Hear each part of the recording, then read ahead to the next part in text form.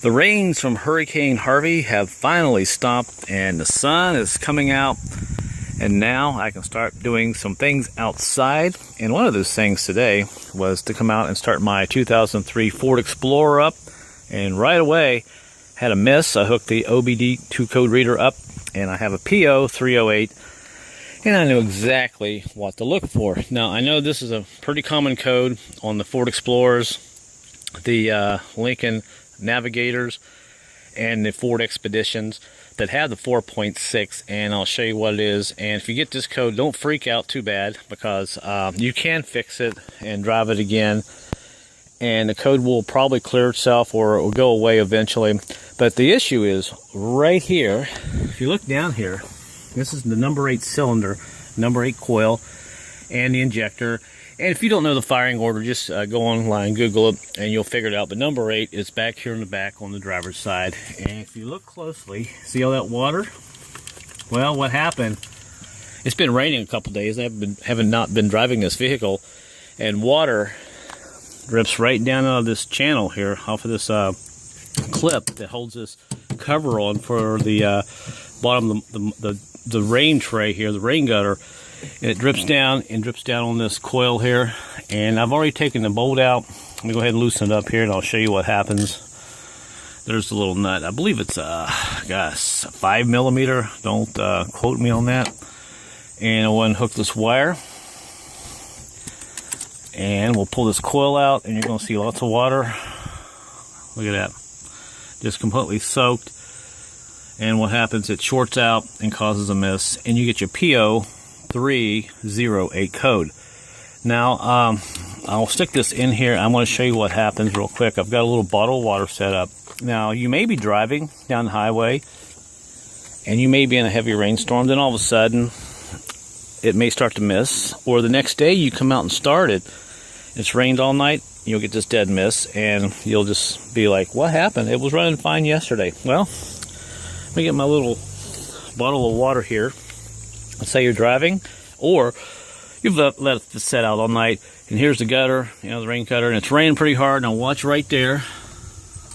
See that? That water comes out of that gutter and drips right down on that engine and shorts that coil out. Kind of a poor design. Now there is a cover that goes over some of these models, but not all. And here is one of the covers. This is off of a 2004 Mercury Mountaineer that fit on one of my engines that had that same problem. This did help it a little bit. I set this up here like this. You can see it sits back here quite a bit, but still I had issues with that engine. The water still got back on that coil back there, and it didn't protect it from those poor design there from that gutter where the rain comes in. Now this will not fit on this engine. I've tried it. It's got an issue right there with that oil cap. This engine didn't even have one. It's just basically stock like that. So this is just something I've just kept over the years from an old car that I had, an old SUV. And I was wondering if that was, maybe that would help the problem.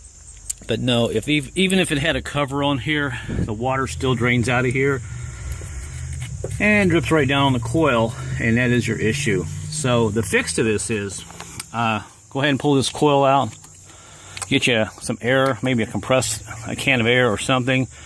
Try to dry the cylinder hole out down there. I think you can see that down in there, right about there.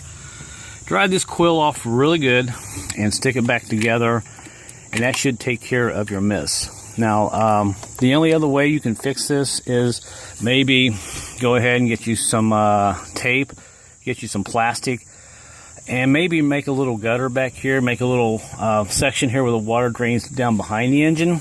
But these coils are designed to keep most of that moisture out, but some of it still leaks down in there. It's like a seal, and you'll still get that issue. And it happens on all these 4.6s. Anything that's got a 4.6, you'll have that issue.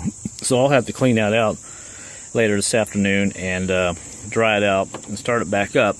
And you can unhook the battery for a few minutes and reset the codes that way. Or if you have an OBD2 code reader, you can just clear the codes and be on your merry way.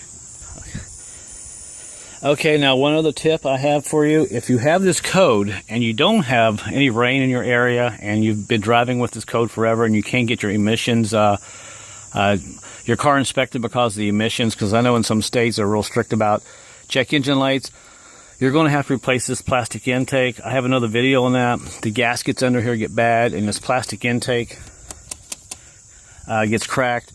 And a little bit of extra air and moisture, antifreeze, gets sucked into the engine, and it's called unmetered air or moisture.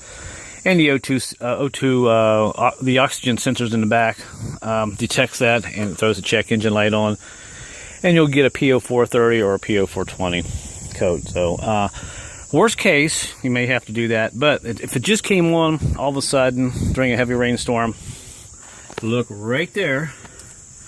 Clean this coil out. Pull it out, dry it off, and put it back in, and you should be on your merry way. Now make sure you get enough air down in there in that cylinder to blow that out real good, and if you want, maybe pull the spark plug out, dry it off real good, and stick it back in. Some people say put a little bit of Vaseline around the top of this right here, and that should repel a lot of the moisture and maybe get it to drain off on the back of that engine and down, instead of just pulling up here and eventually soaking down around that coil and shorting out that spark plug wire. So there you go. Looks like I'm getting to be an expert on these Ford Explorers. I've been doing a lot of them for the last 5-6 years, so hopefully these tips will help you guys out. And until my next video, guys, stay dry and have a wonderful day.